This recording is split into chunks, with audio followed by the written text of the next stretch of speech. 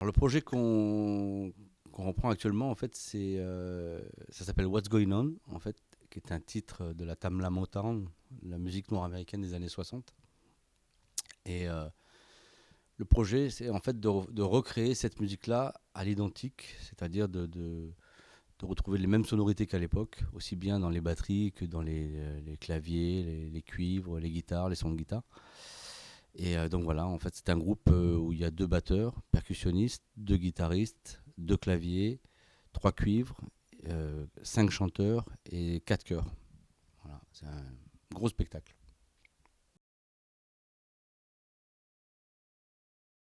On a choisi de prendre deux batteurs parce que dans cette musique-là, beaucoup de titres étaient joués à deux batteries. En fait, c'était ou vraiment des parties identiques ou alors vraiment des parties complémentaires. On s'est rencontrés, bon, on en parlait hier encore, une tournée qui moi m'a marqué, c'est la tournée Ombre et Lumière, c'est ça? De Claude Nougaro à l'époque, je crois que c'était en 97 ou 18. Et voilà, ça faisait bien longtemps que j'étais fan de Loïc et j'ai pu le rencontrer lors de cette tournée.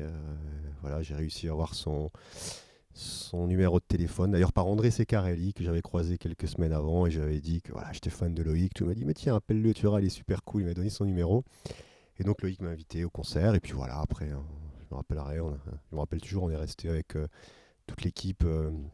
Avec Claude Nougaro et toute l'équipe à l'hôtel.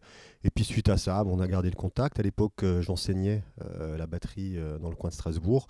J'organisais des stages. Donc Loïc est venu sur ce stage et il y vient tous les ans depuis. C'est un stage qui existe depuis 18 ans. Au départ, on était trois intervenants, je crois.